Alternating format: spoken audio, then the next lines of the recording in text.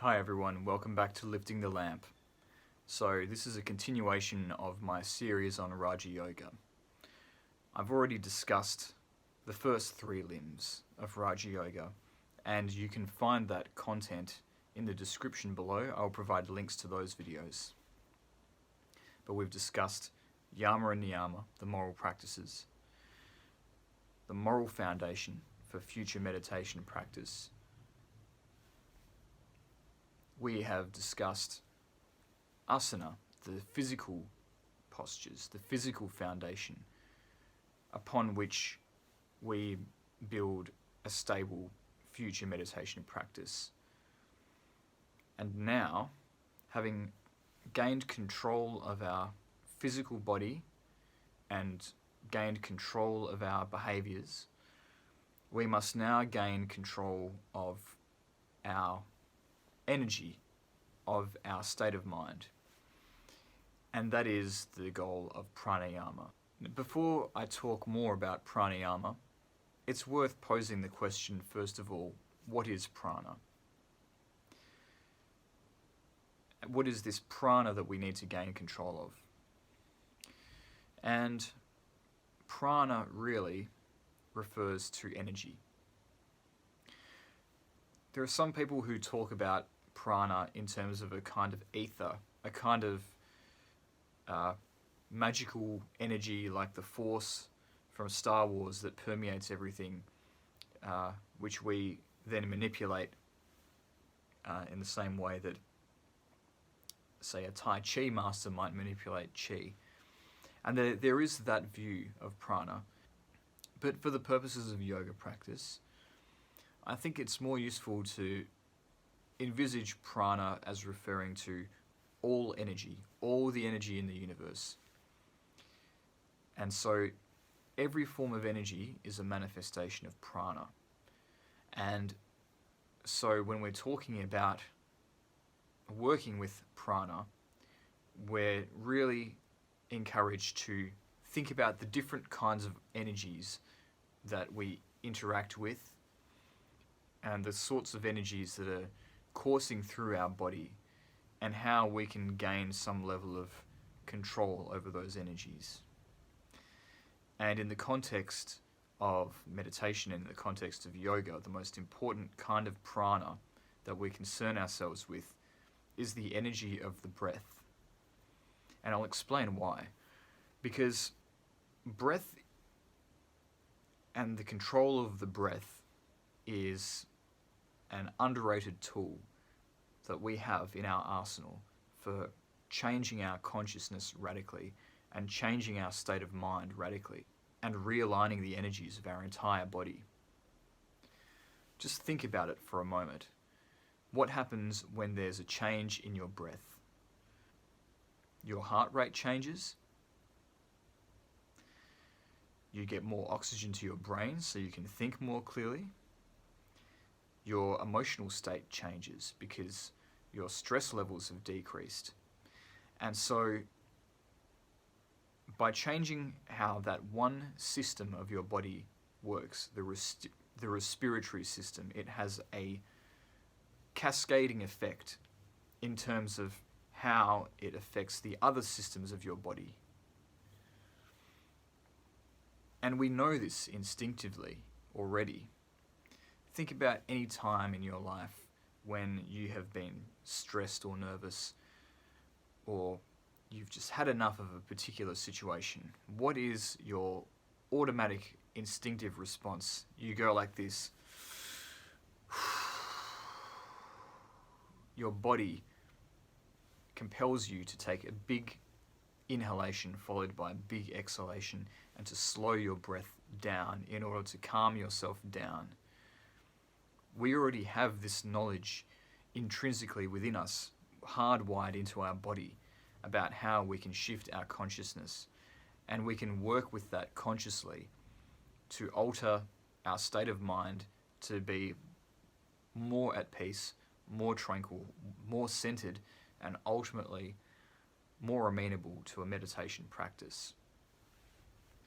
And so then the goal of pranayama then is to gain control over the breath and through the breath to control the prana as it is manifest in other ways in our body, and in so doing also controlling prana as it is manifest in our psychology, because thought and psychological reactions are a form of energetic exchange in and of themselves.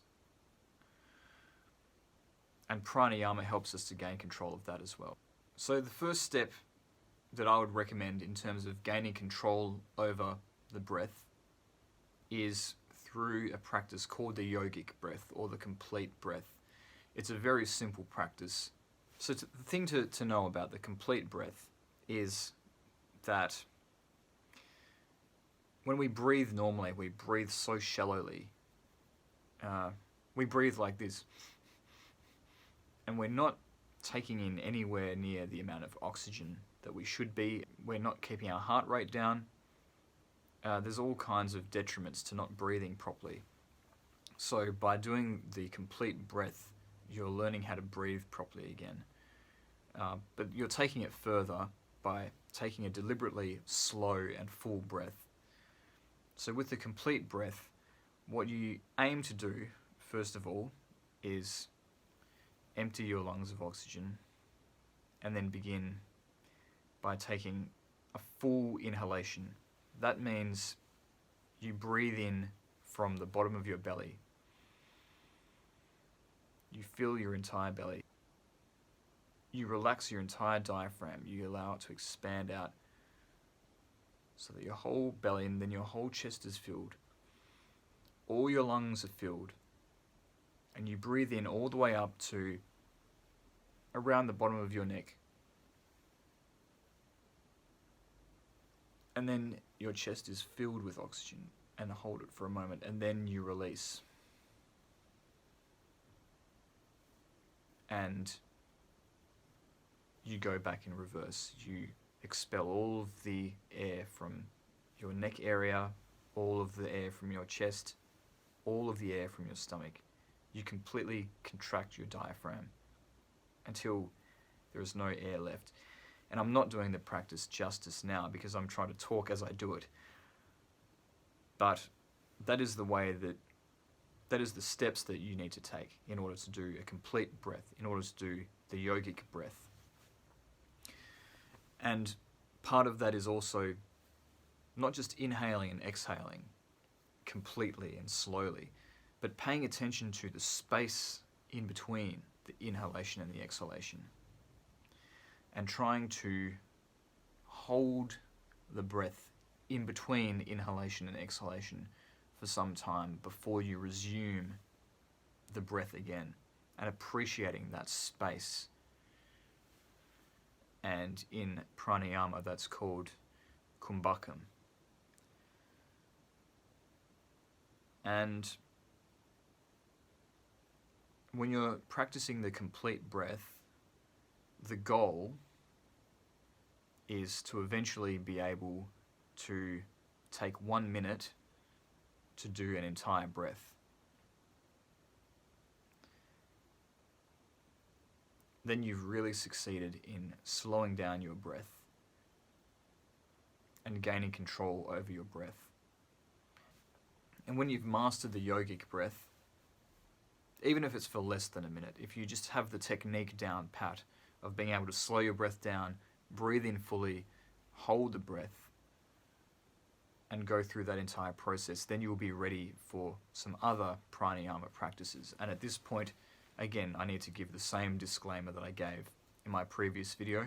You really should have a professional yoga instructor taking you through pranayama practices and supervising you going through a pranayama routine, because when you hold your breath and you're playing around with your breath, again, injury can result if you're not careful. So just be mindful of that. But then when you adopt pranayama exercises, what that will usually involve is some ratio of the breath, where gradually you increase the amount of time that it takes to inhale, and you increase the amount of time that it takes to exhale. And perhaps you will also increase the amount of time that you practice kumbhaka for. That is, the amount of time that you hold the breath between inhalation and exhalation, and vice versa. And by doing that, you're cultivating a discipline of gradually slowing down the breath, gaining more and more control of the breath. And you will go through a practice where you breathe in a certain ratio. Say it's in breath 10 seconds, hold for 5 seconds, out breath 10 seconds, hold for 5 seconds. As an example, that might be the ratio of your breathing, and then you do that for a certain amount of time, and that's the practice. And that is the way that we engage in pranayama. But as with asana, the practice itself is not an end in itself. It is merely a means to an end. And the reason why we are controlling our breath in this way in pranayama, again, it's not to prove something to anyone. It's not like one of the games that you play in school where you see who can hold their breath for the longest before they pass out. Because that's not a spiritual practice, that's a game. There needs to be some point, there needs to be some objective to pranayama to make it worthwhile in a spiritual context. And the goal, as I've prefaced already in this video, is to alter your consciousness and to calm yourself down and gain control over your inner state. So there's a few ways that you do that. The most obvious way is, as discussed already, by slowing your breath down, you make yourself more relaxed, because the body has taught itself to associate a change in the rate of breath with a change in other things, such as the heart rate of the body and the chemicals that it releases. So if you then control the breath, you will manipulate that association that your body makes with other things and compel your body to feel relaxed and your mind to feel relaxed. So that's the first purpose of pranayama. It is to bring your body and your mind into that deep state of relaxation.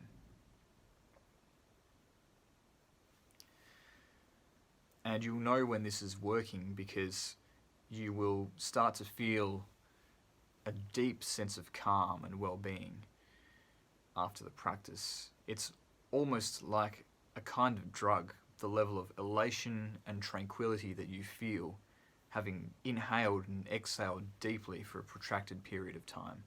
And then you'll start to see how the breath work is altering your consciousness and making you realize the true depths of relaxation and inner peace that you can reach if you engage in the right disciplines.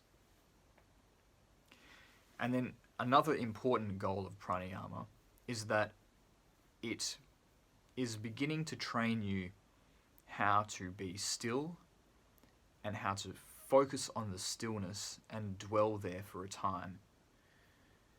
And the way that this is often done, including in meditations from other traditions like the Theravadan tradition, is during that pause between breaths, during that kumbhakam period, when you focus on that and you realize that you're in the stillness and you just remain there in the suspended state of stillness between breaths, you start to get a sense of the state of stillness that you have to try and reach through meditation. And you start to get a snippet of that and understanding what it's like to just remain there for a time instead of rushing straight to the next breath. And also, just by watching the whole course of the breath, you're teaching your mind to focus on one thing and one thing only. And that is going to be a very important skill later on as we approach meditation and concentration as well in Raja Yoga. And another thing that you'll notice with pranayama is that it has a kind of purgative effect on your body.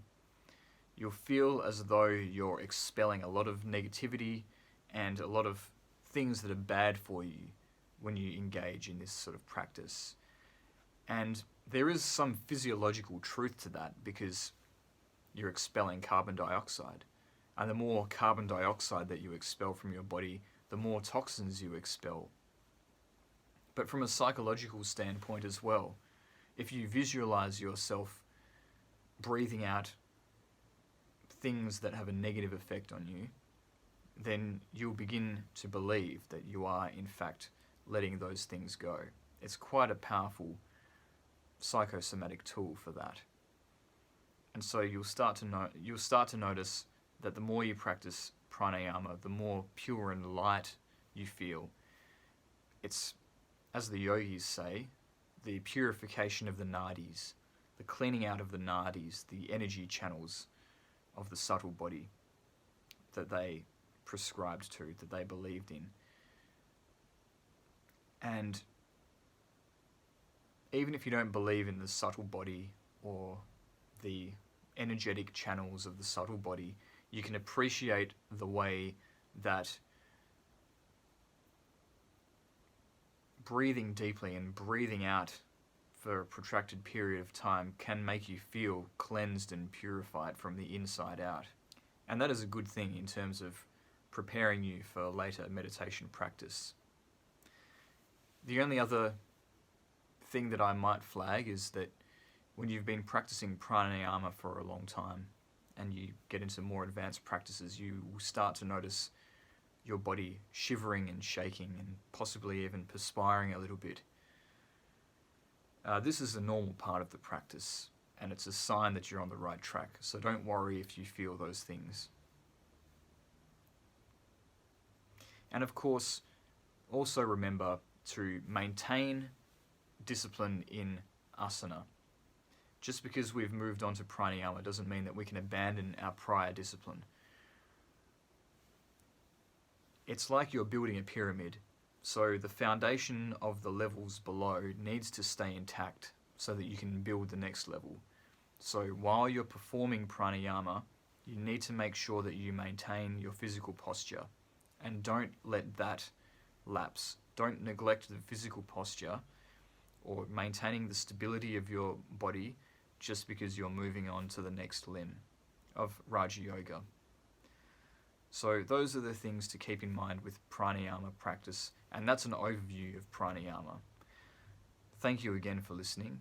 Any feedback that you have is most welcome. Any experiences that you yourself have had with your pranayama practice, please share them in the comments below. And if you want more content like this, as soon as it's released, please subscribe to my channel. Thank you, and I'll see you next time for my next video on pratyahara. And I look forward to sharing more videos with you on a range of other topics. So I'll see you next time.